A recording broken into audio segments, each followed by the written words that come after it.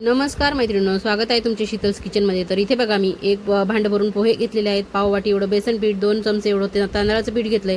त्यानंतर इथे चवीप्रमाणे मीठ घेतलंय आणि 1 टेबलस्पून एवढं लाल तिखट घेतलंय। तर सुरुवातीला हे पोहे मी स्वच्छ चाळून निवडून घेतलेले आहेत। तर तुमच्या घरी असलेल्या कुठल्याही भांड्याचं एक माप घ्या आणि त्या भांड्याने एक भांडंभर पोहे घ्या आणि हे पोह्याचं आपल्याला छान बारीक असं पावडर करून घ्यायचंय। तर इथे व्यवस्थित अशी पूड आपली तयार झालेली आहे पोह्याची। त्यामध्ये इथे बघा मी पाव वाटी एवढं बेसन टाकून घेणार आहे आणि नंतर इथे मी 2 चमचे एवढं तांदळाचं पीठ घेतलंय, ते सुद्धा इथे टाकणार आहे।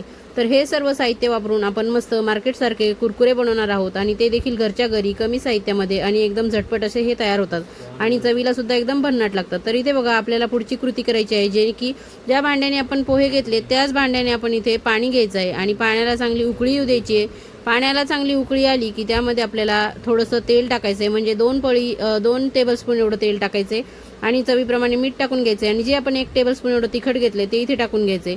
तुम्हाला सुद्धा माझ्या पद्धतीने जर कुरकुरे बनवायचे असतील तर व्हिडिओ शेवटपर्यंत बघा, कुठे स्किप करू नका। आवडल्यास चॅनलला सबस्क्राईब करा, व्हिडिओला एक लाईक नक्की करा आणि इतरांना व्हिडिओ शेअर देखील करा। तर इथे बघा जशी खिशीच्या वापराची आपण खिशी घेतो त्याच पद्धतीने केलेले पोह्याची पावडर टाकायची आहे या उकळत्या पाण्यामध्ये आणि व्यवस्थित याला चांगलं लोटाळण्याने बघा हटून घेतल्यासारखं करायचं आहे आणि याला झाकण ठेवून 10 मिनिटं वाफ येऊ द्यायची आणि गॅस बंद करून ठेवायचा आहे। तर इथे बघा आता हे सर्व कढईतलं जे आपलं वाफ आलेलं पोह्याचं मिश्रण आहे ते आपण एका ताटामध्ये काढून घेणार आहोत। तर सुरुवातीला बघा इथे वाफा अजूनही निघतायत, तर अजून हे गरम आहे। तर हे गरम असतानाच आपल्याला काही हाताने याला चांगलं मऊसूत करून घेता येणार नाही, त्यामुळे मी थोडं चमच्याने याला पसरवून घेतलं आणि नंतर तुम्ही पावभाजीचं स्मॅशर असेल किंवा ग्लास, तांब्या असं काही घेऊन याला चांगलं असं एकजीव करून घ्या, मळून घ्या त्याला चांगलं व्यवस्थित गरम असतानाच, म्हणजे छान स्मूथ असा गोळा तयार होईल त्याचा। तर इथे बघा आता असं केल्यामुळे थोडंसं गार झालेलं आहे आणि हाताला सोसवण्यासारखं पीठ झाल्यावर हे व्यवस्थित ग्लासाचं स्वच्छ करून घेतलं आणि एकजीव याला चांगलं असं मळून घेतलेलं आहे। तर कुरकुरे लहानांपासून मोठ्यांपर्यंत घरात सगळ्यांनाच आवडतात आणि अशा पद्धतीने घरी तुम्ही कुरकुरे करून ठेवले आणि महिनाभर डब्यामध्ये स्टोअर करून ठेवले तर ते मस्त येता जाता तुम्ही मुलांना देऊ शकतात आणि मार्केटचे अनहेल्दी कुरकुरे खाण्याची गरज सुद्धा नाही। तर इथे बघा व्यवस्थित स्मूथ केल्यानंतर मी इथे 1.5 चमचा एवढं कॉर्नफ्लॉवर टाकलेलं आहे आणि कॉर्नफ्लॉवर सुद्धा या पिठामध्ये चांगलं मळून मिक्स करणार आहे आणि थोडा पाण्याचा हात लावून आपलं चांगला चिकट असा गोळा तयार करायचा आहे। खूप जास्त पातळ करायचं नाही, घट्टच ठेवायचा आहे आणि तेवढं भांडभर पाणी टाकल्यानंतर वर पाव वाटी एवढं थोडं पाणी करून मी याला चांगलं व्यवस्थित स्मूथ करून घेतले आणि नंतर इथे शेंगुळ्यासारखे आपल्याला याला व्यवस्थित लांब आकारामध्ये चांगले करून घ्यायचेत आणि नंतर असे तोडून घ्यायचे। तुम्ही काही लहान काही मोठ्या आकाराचे करू शकतात, जसे की पॅकेटमधले कुरकुरे काही एकसारखे नसतात, ते वाकडे तिकडे लहान मोठे असे असतात, तर तसे तुम्ही असे वळून घ्या आणि सुरीच्या साह्याने किंवा असे हातानेच तोडून घ्या। तर इथे मी बघा असे कुरकुरे एका गोळ्याचे करून घेतलेले आहेत। तर हे सगळे कुरकुरे तयार करून झाल्यावर एका ताटामध्ये काढून घ्यायचेत आणि हे सर्व करत असताना कढईमध्ये तेल तापत ठेवलेलं आहे।